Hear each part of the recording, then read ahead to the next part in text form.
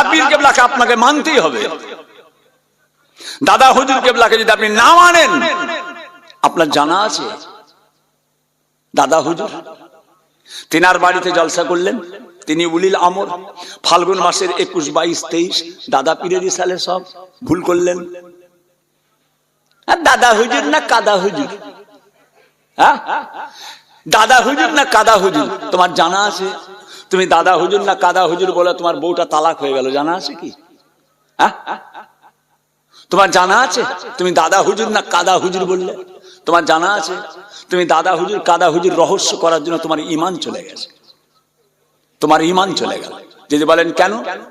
দাদা হুজুর হচ্ছেন উলিল আমর। আপনি যদি রুহুল আমিন সাহেবকে না মানেন, আপনি কাফের নয়। আপনি যদি বলেন আমি বড় হুজুরকে মানি না, আপনি কাফের নয়।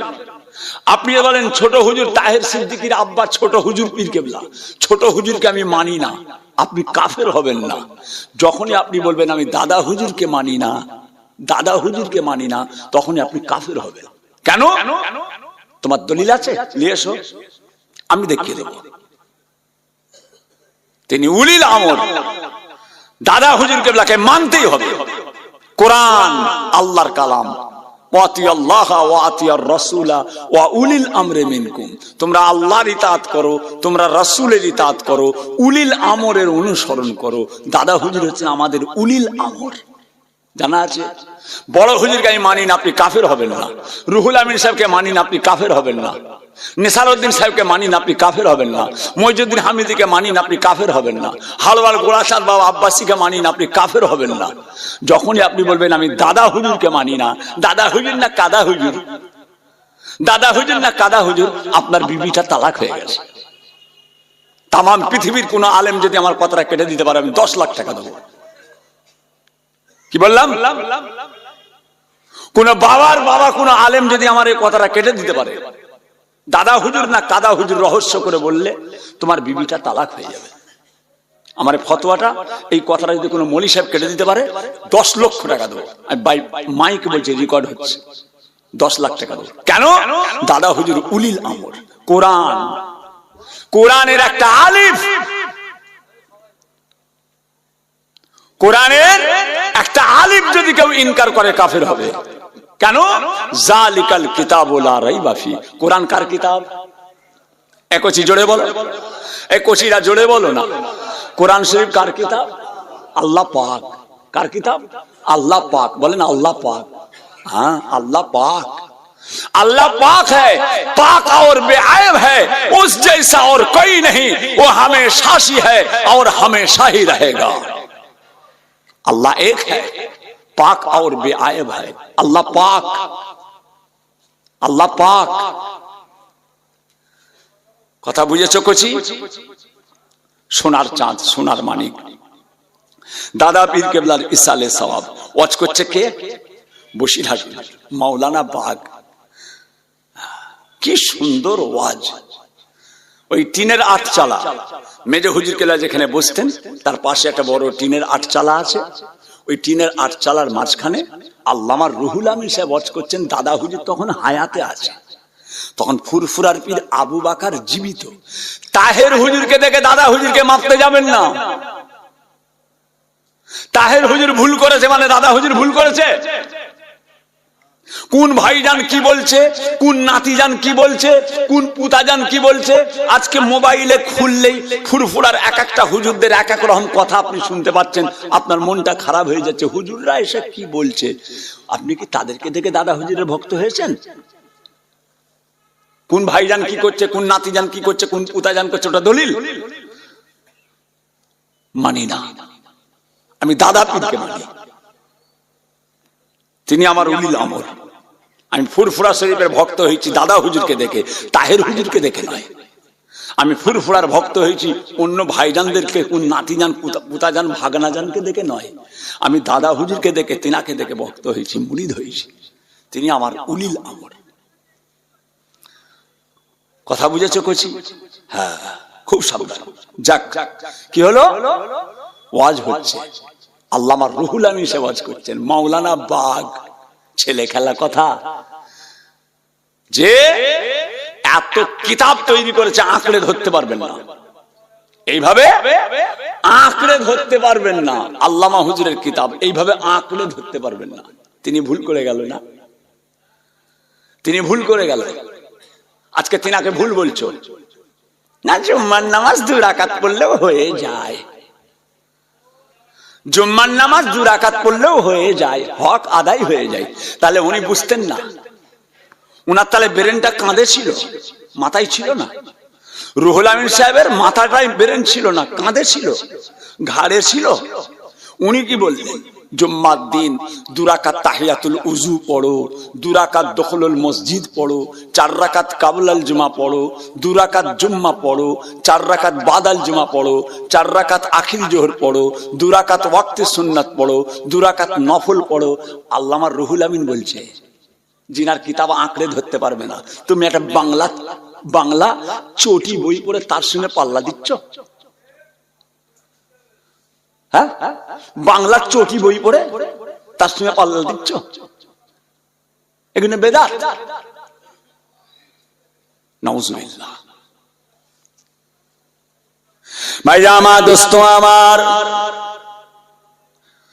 ও আমার দিন দরদিরা, ও আমার আল্লাহ ওয়ালা গণেরা, ও আমার সোনার চাঁদেরা, সোনার মানিকেরা, আল্লামা রুহুল আমিন রাহমাতুল্লাহ আলাইহি আর দাদা পীর কেবলার ইরশাদে সওয়াব ওই টিনের আটচালার মধ্যে ওয়াজ করছেন। বাবা ও সোনার মানিকেরা, চারিদিকে এত মানুষ, চারিদিকে এত মানুষ, আল্লামা হুজুরের ওই জালসাটাকে তারা ঘিরে দাঁড়িয়ে আছে, বসার জায়গা নাই, এত মানুষ বসেছে, টাট খেয়ে গিয়েছে। বাবা একে অপরের সঙ্গে টাট খেয়ে গিয়েছে, টাট খেয়ে গেছে, এত ঘন ঘন মানুষ বসেছে, বসার জায়গা নাই, চারিদিকে গোল হয়ে মানুষ ঘিরে আছে। বাবা আল্লামা হুজুর ওয়াজ করছেন, আল্লাহ তাআলার কোরআন হাদিস ইজমা কিয়াস, কোরআন হাদিস ইজমা কিয়াস,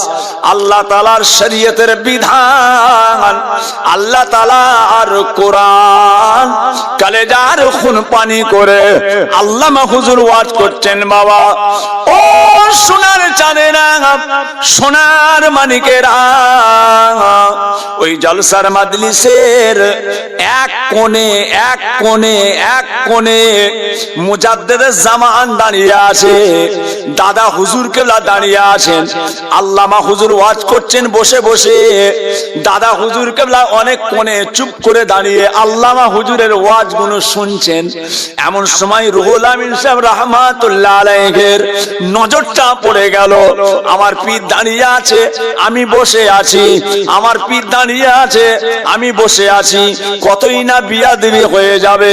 আল্লামা হুজুর ওয়াজ বন্ধ করে দিলেন, ওয়াজ বন্ধ করে দিলেন। হুজুর গো, আপনি দাঁড়িয়ে আছেন আর আমি বসে বসে বসে বসে ওয়াজ করছি, হুজুর কতই বিয়াদবি হয়ে যাবে।